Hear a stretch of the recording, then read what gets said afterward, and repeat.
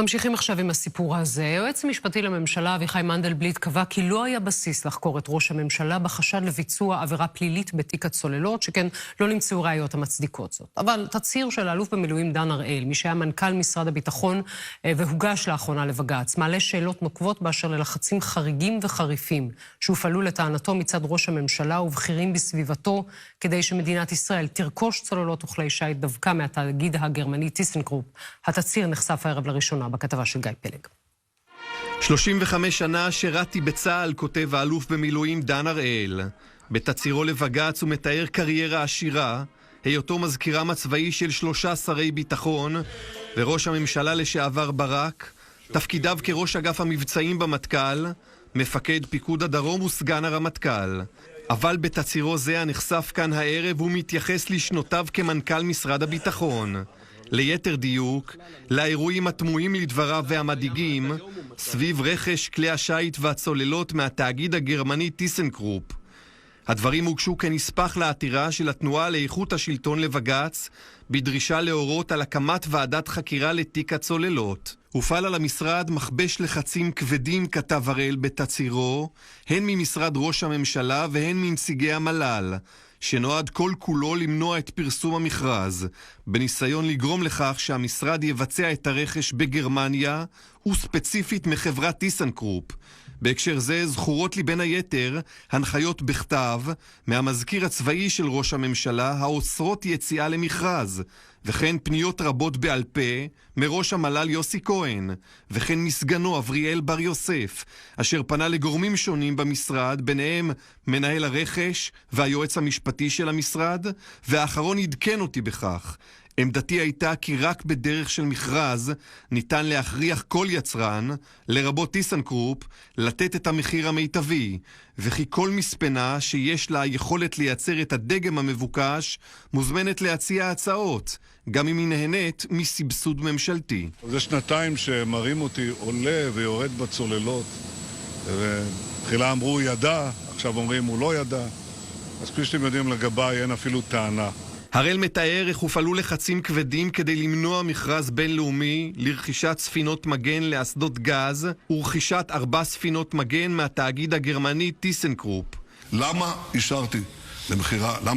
למה לא הקמתי את האף על מחירה לגרמניה? הסיבות שלי הן סיבות ביטחוניות וביטחוניות בלבד. במדינת ישראל יש סודות שרק ראש הממשלה יודע וקומץ אנשים.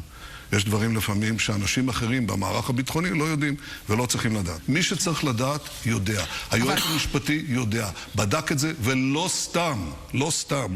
הוא לא מצא שום רבב במה שעשיתי. הראל מתאר איך פורסם המכרז בחשאי ואיך טורפד. הנחיתי את ראש מנהל הרכש לנוכח הלחצים הרבים ממשרד ראש הממשלה שהפרסום יעשה ללא יידוע מראש או תיאום מוקדם עם המל"ל או משרד ראש הממשלה, כך שפעולה זו תהיה עובדה מוגמרת שאיננה נתונה לדיון. זאת בניסיון להדוף את הלחצים שהופעלו בהמשך.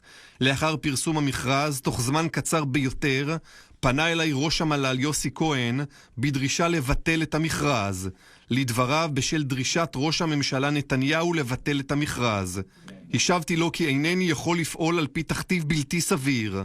זמן קצר לאחר מכן חזר אליי מר כהן והעביר לי מסמך מטעם המל"ל, שבו נרשם כי ראש הממשלה מנחה אותי לבטל את המכרז.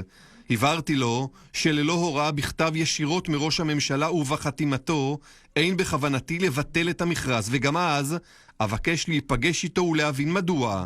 דרישתי זו לא נענתה בתגובה כלשהי. היועץ המשפטי של המשרד, עורך הדין בן ארי, דיווח לי גם כן כי גם עורך הדין שמרון מבקש לעצור את ההליך בהתאם לעמדת ראש הממשלה נתניהו.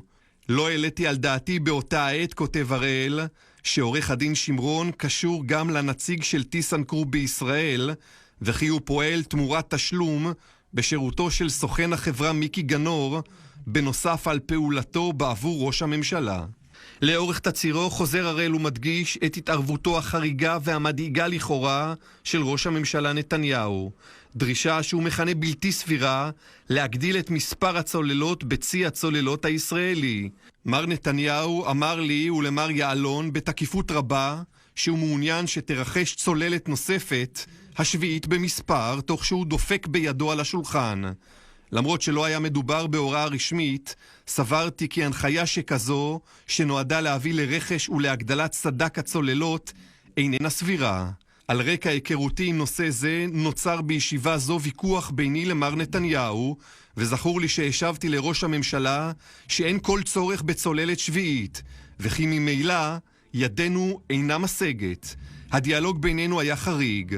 מר נתניהו אמר שהוא ידאג לתקצב רכש צוללת נוספת מתקציב חיצוני לתקציב הביטחון. השבתי לו שאיני מקבל את דבריו. הזכרתי לראש הממשלה שלמרות קשיי תקציב הביטחון, הוא איננו מקיים הבטחות אחרות שניתנו למשרד ולי אישית על ידו לתוספת תקציב. הרי לא יכול לחבר את כל הנקודות לקו אחד, אבל התמונה העולה מדבריו מדאיגה וגרמה לו לכתוב את התצהיר יוצא הדופן הזה. הלחצים היו לטענתו חריגים בעוצמתם, יוצאי דופן ונמשכו לאורך זמן, והם יצאו לדבריו מלשכת ראש הממשלה, מסביבתו וגם מראש הממשלה באופן אישי. התרשמתי, כתב הראל, כי מאחורי יוזמת רכש זו יש אינטרס שטיבו אינו ברור לי, להרחיב את היקף ההתקשרות עם טיסנקרופ ולהגדיל את התמורה לחברה זו באופן שאין לו הצדקה. רושם זה התחזק גם מהסעיף שהתייחס לרכישת 2 ספינות נגד צוללות חדשות בעלות של כמיליארד אירו. העובדה כי כל המגעים, הפגישות והמשא ומתן על ידי גורמים ממשרד ראש הממשלה, כמו ראש המל"ל, שליחו המיוחד של ראש הממשלה, סגן ראש המל"ל וגם עורך הדין של ראש הממשלה, תוך מידור כל אנשי משרד הביטחון וצה"ל, והסתרתו אפילו מראש משלחת הרכש שמוצבת לצורך זה בגרמניה, אשר ידע שיש פגישות, אבל הושאר מחוץ לדלת, והתלונן על כך. ועד וחולל השר הממונה אינה סבירה בצורה קיצונית ואומרת דורשני. למיטב הבנתי מידור שיטתי וממושך של כל גורמי משרד הביטחון בעניין רכש מטיסנקרופ לא יכול להיות מקרי, והוא בוצע בכוונה תחילה ולפי הנחיות במשרד ראש הממשלה. וזו התגובה מטעמו של ראש הממשלה. מדובר ביטריות קרות. דן הראל כבר נחקר בנושא ב-2017 ונמצא שאין בעדותו דבר וחצי דבר.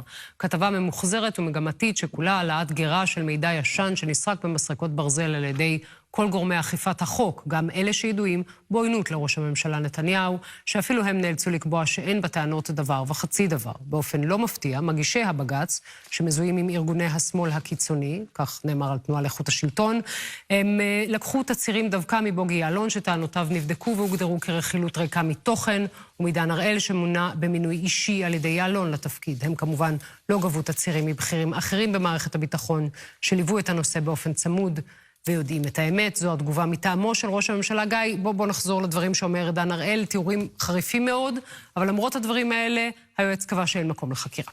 כן, תראי יונית, קודם כל הדברים באמת חריפים מאוד, יש שיאמרו אפילו מטלטלים, אבל צריך לזכור שדן הראל מסר לפני זמן רב עדות במשטרה בפרשת הצוללות, ואנחנו יכולים להניח שהוא אמר לחוקרים דברים דומים לדברים שהוא כותב עכשיו במסגרת תצהירו לבג"ץ. וחרף זאת החליט היועץ המשפטי לממשלה עת שהחליט, ונזכיר שהיועץ קבע לא רק שאין מקום להאשים את ראש הממשלה בנימין נתניהו, אלא שאין בדל של ראיה שמצדיקה אפילו את חקירתו של ראש הממשלה באזהרה.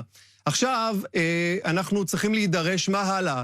אז צריך לזכור שיש עתירה לבג"ץ של התנועה לאיכות השלטון, שמבקשת מבג"ץ להורות על הקמת ועדת בדיקה או חקירה ממלכתית. המדינה בינתיים לא העבירה את עמדתה, אבל אנחנו מזכירים שהעמדה המסורתית של הפרקליטות, שלא יכולים להתקיים שני הליכים מקבילים. כלומר, אנחנו יודעים שבתיק הצוללות, החליט היועץ המשפטי לממשלה להעמיד לדין בכפוף לשימוע שורה ארוכה של בכירים, הם צפויים לעמוד לדין, והעמדה המסורתית בנסיבות כאלה של המדינה, שלא יכול להיות שמצד אחד יתקיים הליך פלילי בבית משפט, ומן הצד האחר עדים משותפים לתיק הזה יעידו בפני ועדת חקירה ממלכתית. מעניין אם נוכח התצהירים כבדי המשקל של הבכירים שבבכירים, בג"ץ יאמץ את העמדה הצפויה של המדינה, או שיורה על הקמת ועדת חקירה בתיק הזה. גיא, תודה רבה.